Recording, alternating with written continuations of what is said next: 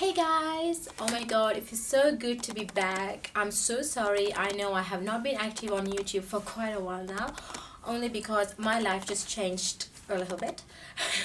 A little bit in the sense I took part in a beauty pageant and it took most of my weekends off because I had to go for rehearsals and all those stuff. So besides from that, I had wedding trials and makeups and weddings and all sorts of stuff, and then I fell ill. Life just took over. I am so sorry again that I did not have a single moment for me to sit down and do a proper video for all of you. And now that I'm back, I have come up with a different kind of video. Those of you who have been following my channel for quite a while now, you know I have been doing makeup videos.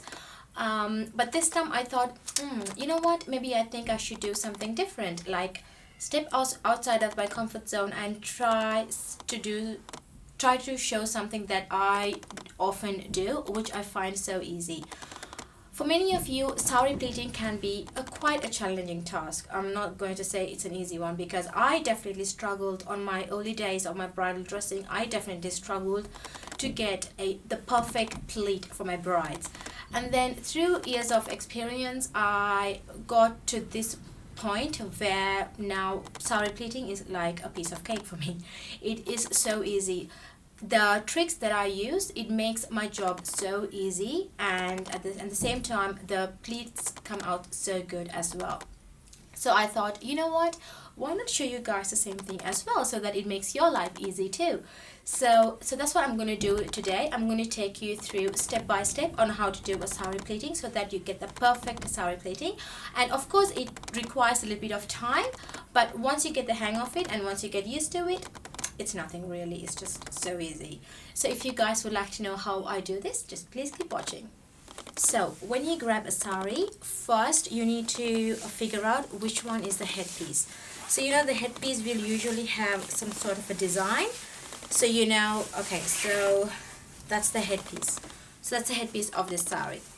So just roughly put the sari on top of you, over your shoulder, and just have a look on how it should come. So it should come like this. So this end, so you can start the pleating from the piece that falls in here like that. There's two ways. Either you can start pleating like this, but if you start pleating just as a rough cut, I'm just going to show you. If you start pleating and when you keep it here on top, this will come like that, which should be fine.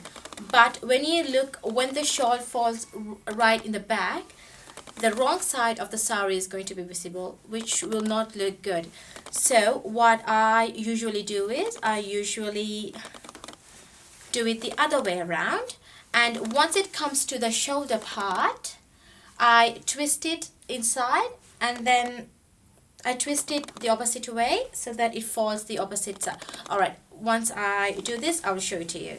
So what I'm going to do is I'm going to keep this part because this is the side that's going to fall on over your shoulder. So I'm going to take that part and then I'm going to make it face the good way, which is the design side, and then I'm going to take the pleats as thin as possible. So now if you can see, the border of this is this much.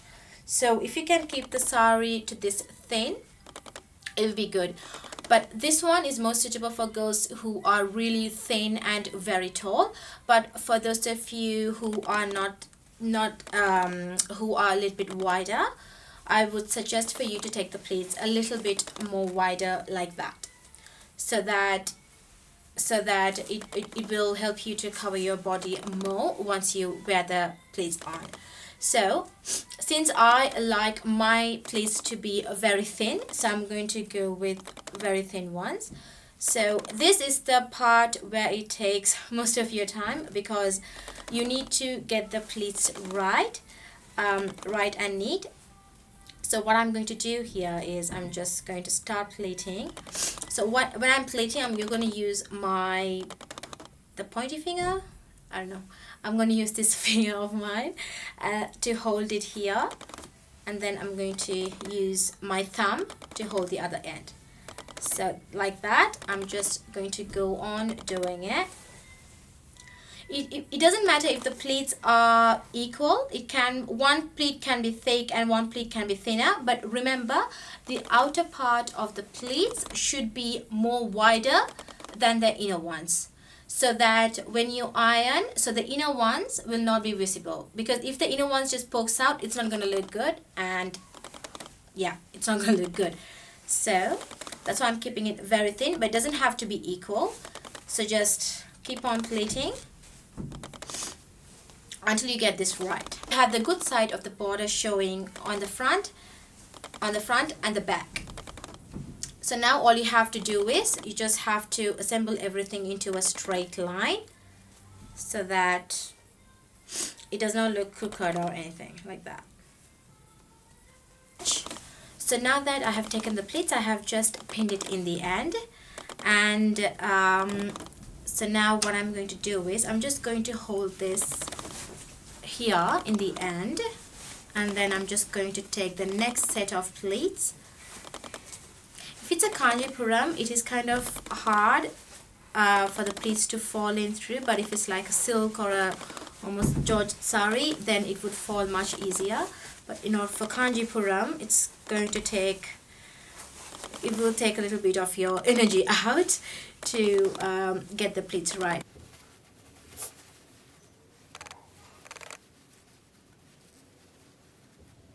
This is the part where it takes most of my time, but once this is done, the rest is really easy. So yeah, so if you see, I'm just showing you this, but if you see this one is quite visible. So when you try to bring it together, these inside ones are like kind of poking out. So this is where you need to adjust. So what I usually do is I try to hide in these in between pleats inside these two, the outward ones. So usually when I pleat them, I usually take these pleats a little bit more wider than the ones in the middle, so these get covered inside. So I'm trying to see if this one is going to be visible. So it's not, so which is all good. So what I'm going to do now is I'm just going to pin this.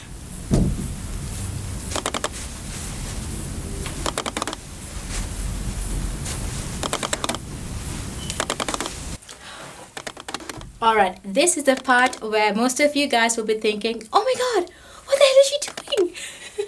Oh well guys, this has been my trick to pleating my sari. I'll be honest. Alright, for some of you it can be quite dangerous, but I'm honestly standing on top of a chair, which is very strong, so I know I'm not going to topple over and fall and break my head. So please make sure if you are to do this method that you have a very strong base, so that you know which is not wobbly and you don't fall over. So so what I normally do is I usually stand on top of the chair. If you have a dough which is very short, then it is a plus point. That's the kind of dough that I need, but unfortunately I don't have a dough like that. All of my doughs are kind of very long, very tall. So that's why I have this option of doing.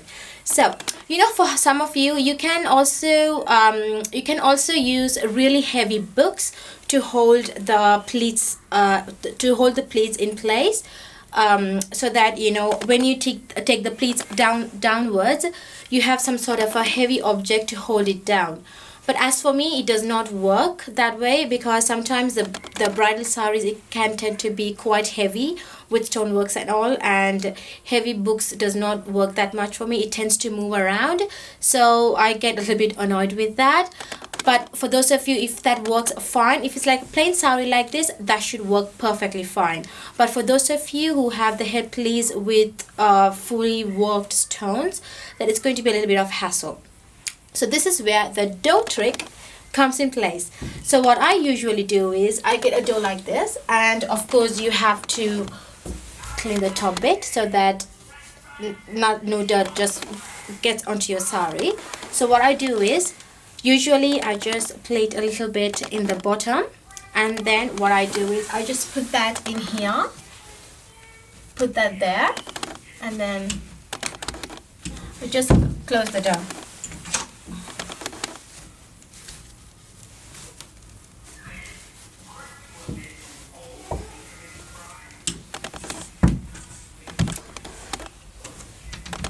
So I just close the door just like that.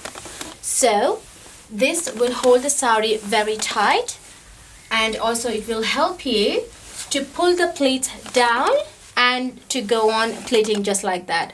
This makes my life so much easier, and also it gives me a very good base for me to have a look at how my sari pleating is going this side as well. So I can just hold it flat like that and then see if any saris are poking out. So this method has helped me so much, and it has worked very well for me. So this is what I have been doing for my brides as well. So if you guys find this method easy, just try it out. I mean, I know I'm standing on a chair and I know it looks dangerous, but it's not really. It's not dangerous. So I do have some set of pins here in my hand. So what I usually have is a stool right next to me. So I just keep the pins down, and then I get to my work. Method helps me to go through my pleats.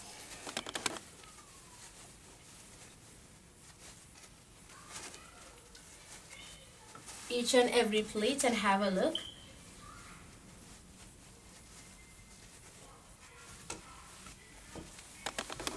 So as you guys can see, when I try to hold it, now see, this one is just poking out, so which is not good. So which means I'm just going to go back and forth, and you can play around with the pleats inside until you know that it's not visible.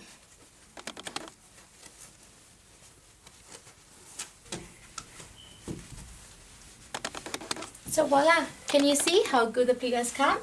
So once this is in place, what I do is I press it hard together so that to make sure that nothing just pokes around. So it looks good now. So what I'm going to do is I'm just going to pin this in.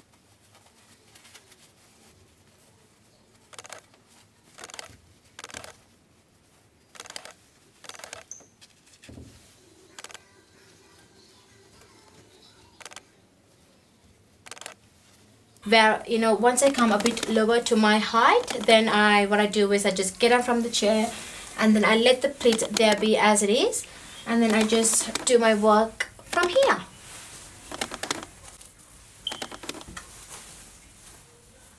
So what you have to do is you just have to pull the pleats really tight like that, so that it comes very neat and that it's very symmetrical in the bottom part as well.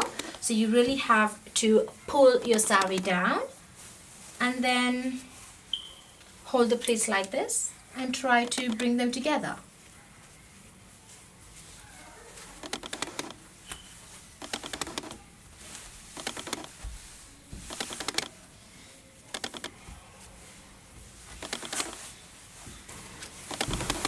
So I'm trying to work the pleats to the height that I like.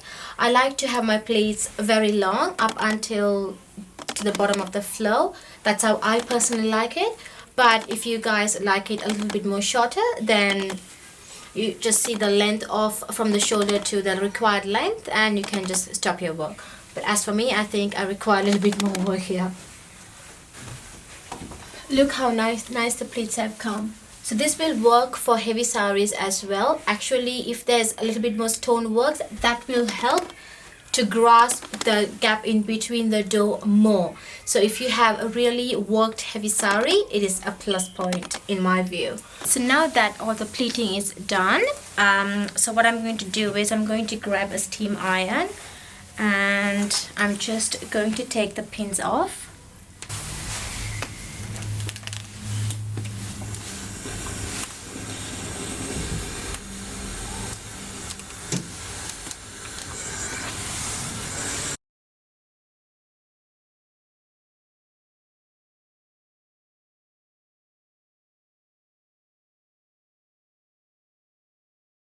So this is the part, so this is where my shoulder starts. So I usually leave the pin on when I iron it, so that I know from where my shoulder should start from.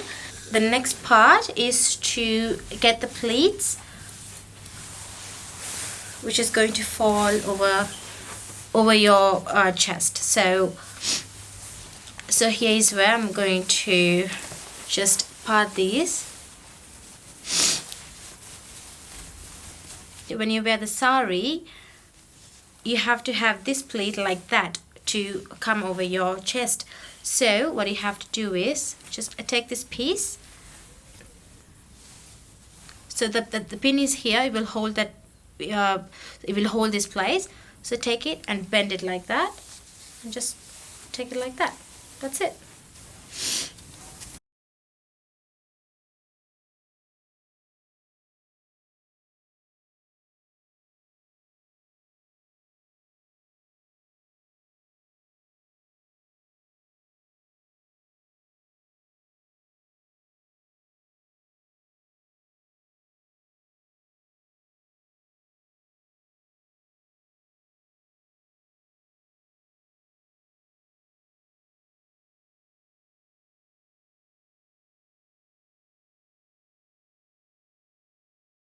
Okay guys, as you guys can see, it looks pretty good.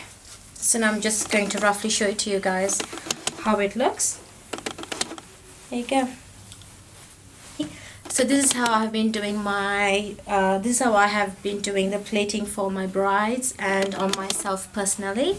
So if you can see this is the reason why I try to take both of the good sides, so that you know you can see the design clearly. And yeah, that's it for the video guys. So let me wrap up the video because the lighting is going to get worse than as it is now. So this is the way I've been doing the sari plating, and I really hope you enjoyed this tutorial. So I'm planning to do how I drape a sari next. So I really hope you found this tutorial to be helpful. But if you guys are not comfortable to stand on top of a chair or a stool, then please don't go ahead and do it. If you are scared, just don't do it at all. You have other ways to do it, like you can use a very heavy book or a very heavy object to hold your sari in place, and you can do it on top of your iron bonus like that.